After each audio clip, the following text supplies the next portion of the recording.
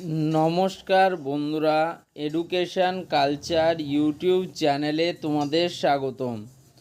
তো দেখো, আমি আগেই তোমাদের বলেছিলাম যে West Bengal state council of technical and vocational education and skill ডেভেলপমেন্টের আন্ডারে তোমরা যারা যারা অ্যাডমিশান নেবে তাদেরকে কিন্তু প্রত্যেককে দুবার রেজিস্ট্রেশন প্রসেস কমপ্লিট করতে হবে। একটা রেজিস্ট্রেশন থাকবে তোমাদের অ্যাডমিশান নেওয়ার আগে, অর্থাৎ তোমাদের ফর্ম ফিল আপের সময় যখন তোমরা অ্যাজ আ জেক্সপো ক্যান্ডিডেট বা অ্যাজ আ ভোকলেট ক্যান্ডিডেট মানে ডিপ্লোমার প্রথম বর্ষ এবং ডিপ্লোমা দ্বিতীয় বর্ষে অ্যাডমিশনের জন্য অ্যাপ্লাই করবে, তখন তোমাদেরকে একটা রেজিস্ট্রেশন প্রসেস করতে হয়, যেটাকে আমরা বলে থাকি জেক্সপো বা ভোকলেট রেজিস্ট্রেশন। এবং সেই রিলেটেড রেজিস্ট্রেশনটা তোমাদের প্রাথমিক ধাপ হয় এবং তারপর চয়েস ফিলিং থেকে শুরু করে কাউন্সিলিং এবং অ্যাডমিশান পর্যন্ত তোমাদের কিন্তু ওই রেজিস্ট্রেশনটার ভ্যালিডিটি থাকে। এরপর তোমাদের আরও একটি রেজিস্ট্রেশন প্রসেসে অংশগ্রহণ করতে হয়, যেটা হচ্ছে অ্যাজ আ ডিপ্লোমা ক্যান্ডিডেট নিজেকে এনরোল করা বা রেজিস্ট্রেশন করা। অর্থাৎ আমরা কিন্তু প্রত্যেকেই দুটো রেজিস্ট্রেশন করি, শুধুমাত্র তুমি আমি বলে নয়, প্রত্যেকটা স্টুডেন্টকে কিন্তু দুবার রেজিস্ট্রেশন করতে হয়। যারা কলেজে অর্থাৎ পলিটেকনিক কলেজে অ্যাডমিশান নিয়েছে এমন স্টুডেন্টদের কথা বলছি, তাদেরকে কিন্তু দুবার রেজিস্ট্রেশন প্রসেসে অংশগ্রহণ করতে হয়। একটা হচ্ছে তোমাদের জেক্সপো বা ভোকলেট ফর্ম ফিল আপের সময়, আর একটা হচ্ছে অ্যাজ আ ডিপ্লোমা ক্যান্ডিডেট। আশা করি তোমরা বিষয়টা কিন্তু ভালো করে বুঝে গেছো। এরপর যে টপিকটা নিয়ে আমি কথা বলবো, যে তোমাদের প্রথম রেজিস্ট্রেশন তো তোমরা অলরেডি করে ফেলেছো এবং যার মধ্যে অসংখ্য স্টুডেন্ট কিন্তু ভুল ভ্রান্তিযুক্ত রেজিস্ট্রেশন করেছো।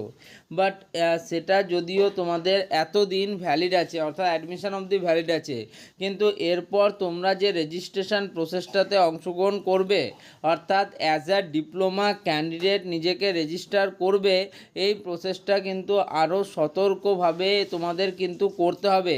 কারণ এটা একটা অত্যন্ত ইম্পর্ট্যান্ট ফ্যাক্ট যে তোমাদের এই যে রেজিস্ট্রেশন তোমরা করবে, রেজিস্ট্রেশন তোমাদের 3 ইয়ার্স ফর জেক্সপো ক্যান্ডিডেট বা ডিপ্লোমার যারা প্রথম বর্ষে অ্যাডমিশান নিয়েছো, এবং 2 ইয়ার্স ফর ভোকলেট ক্যান্ডিডেট বা যারা ডিপ্লোমা সেকেন্ড ইয়ারে অ্যাডমিশান নিয়েছো, তাদের ক্ষেত্রে এই রেজিস্ট্রেশন প্রসেসটা কিন্তু খুব ইম্পর্টেন্ট। কারণ এই 3 বছর বা 2 বছর যে সময়সীমা তোমার রয়েছে, এর মধ্যে কিন্তু তোমাকে এই রেজিস্ট্রেশনের ফলে যে তুমি রেজিস্ট্রেশন সার্টিফিকেট পাবে, সেটা কিন্তু ইস্যু করা হবে। তো তোমরা আশা করি বুঝতে পারছো যে এই রেজিস্ট্রেশনের গুরুত্ব কতখানি। তো এই রেজিস্ট্রেশন তোমাদের কখন হবে, কবে থেকে শুরু হতে পারে, অর্থাৎ সম্ভাব্য ডেট কবে, বা এই রেজিস্ট্রেশনের জন্য কি কি ডকুমেন্টেশন লাগবে, কত টাকা লাগবে, ইত্যাদি বিষয়গুলো কিন্তু আমি আগের একটা ভিডিওতেও তোমাদের ক্লিয়ার করে দিয়েছি। তবুও এই ভিডিওতেও আমি তোমাদের বলে দিই। দেখো, তোমাদের কিন্তু এখনও অবধি স্পট কাউন্সিলিং প্রসেস কিন্তু চললো। রিসেন্ট 13 তারিখ অবধি, অর্থাৎ 13 সেপ্টেম্বর অনেক কলেজে স্পট কাউন্সিলিং প্রসেসের সমাপ্তি ঘটেছে বা ফার্স্ট স্পট কাউন্সিলিং শেষ হয়েছে। এরপর স্পট কাউন্সিলিং হবে কি না সে বিষয়ে কিন্তু কোনো নিশ্চয়তা দেয়নি। তো তোমাদের কিন্তু অক্টোবর মাসটা যেহেতু অ্যাজ আ ফেস্টিভ মান্থ রয়েছে, সেহেতু তোমাদের নভেম্বরে কিন্তু ফার্স্ট উইক নাগাদ তোমাদের এই যে রেজিস্ট্রেশন প্রসেস বা রেজিস্ট্রেশন পদ্ধতি রয়েছে, সেটা কিন্তু শুরু হতে পারে, যতটা আমার অভিমত। যদিও তার আগে স্টেট কাউন্সিল অবশ্যই অফিসিয়াল আপডেট দিয়ে তোমাদের জানিয়ে দেবে যে কবে থেকে তোমাদের কিন্তু অনলাইন রেজিস্ট্রেশন যে প্রসেসটা, সেটা কিন্তু সংগঠিত করা হবে। তো দেখো, প্রত্যেক ক্ষেত্রে তুমি যে কোনো রেজিস্ট্রেশন করার পর সেই রেজিস্ট্রেশনটার ভ্যালিডেটের দায়িত্ব বা ভ্যালিডেশন কারা দেয়, তোমার কলেজ অথরিটি বা কলেজ কর্তৃপক্ষ তাদেরকে ভ্যালিডেট করে, এবং সেই লিস্টটা তারা কিন্তু তাদের যে হায়ার অথরিটি আছে, অর্থাৎ WBSCT ওয়েস্ট বেঙ্গল স্টেট কাউন্সিলকে তারা কিন্তু সেটা পাঠায়, এবং সেখানে সেটা রিভিউ হয় যে এই স্টুডেন্টটাকে আদৌ রেজিস্ট্রেশন দেওয়া যাবে কি না। তোমরা যারা মনে করছো যে তোমরা ডিপ্লোমা ইঞ্জিনিয়ারিং করতে চাও না, তাদের ক্ষেত্রেও কিন্তু এটা একটা বেস্ট সময়, যখন কিন্তু তোমরা রেজিস্ট্রেশন না করে তোমরা কলেজ ছেড়ে দিতে পারো। তার মানে রেজিস্ট্রেশন হয়ে যাওয়ার পর তোমাদের কিন্তু আবার পরবর্তী অ্যাডমিশান যদি তোমরা নিতে চাও অন্য কোথাও, তাহলে এই রেজিস্ট্রেশনটা কিন্তু 3 বছর ভ্যালিডেট হয়ে যাবে। ফলে তোমাদের কিন্তু খুব সমস্যায় পড়তে হবে। তাই আমি সমস্ত স্টুডেন্টকেই বলি রেজিস্ট্রেশন করার আগে খুব শান্তভাবে এবং ভালোভাবে আমাদেরকে বিষয়গুলো জেনে নিয়ে তারপরে করতে হবে। এবার আসি টাকার কথায়।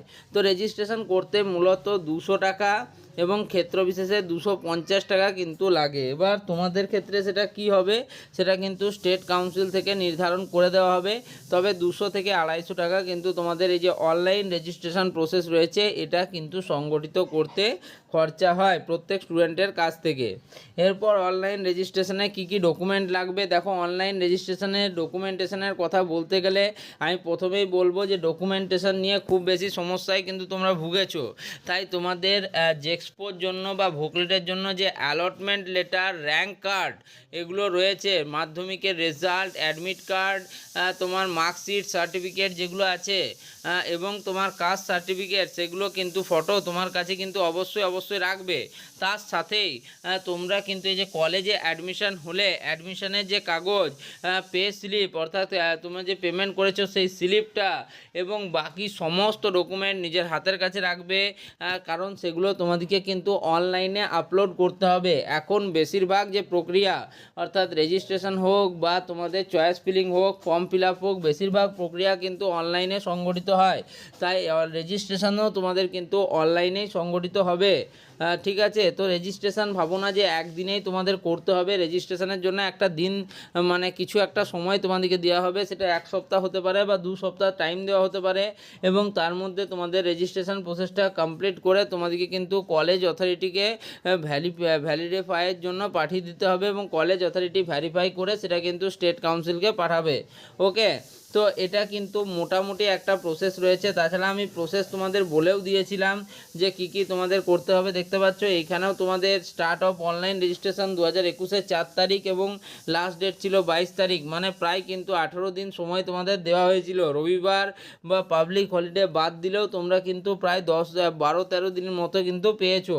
তো সেই রকম কিন্তু এবারেও তোমাদেরকে সুযোগ দেওয়া হবে এবং এই যে অনলাইন রেজিস্ট্রেশন প্রসেসটা তুমি অনলাইনে করবে, এই অনলাইন রেজিস্ট্রেশন করার পর তোমাদের কিন্তু একটা হার্ড কপি রেজিস্ট্রেশনের আসবে। তবে সেই হার্ড কপি আসতে তোমাদের কিন্তু প্রায় মাস খানেক বা মাস দেড়েক কিন্তু অপেক্ষা করতে হবে এবং সেই যে তোমরা রেজিস্ট্রেশন কপি পাবে তাতেই কিন্তু তোমার রেজিস্ট্রেশন নাম্বার, অ্যাকাডেমিক ইয়ার, নাম, তুমি কোন কোর্সের জন্য অ্যাডমিশান নিয়েছো, মানে diploma in engineering and technology নাকি diploma in part time diploma in engineering and technology, diploma in pharmacy, সেটা কিন্তু সব কোর্স ডিটেলস সেখানে তোমার দেওয়া থাকবে। ওকে, তো তোমরা আশা করি বুঝতে পারলে। এই ভিডিওটা তোমাদের আশা করি অনেকটাই সহায়তা করবে।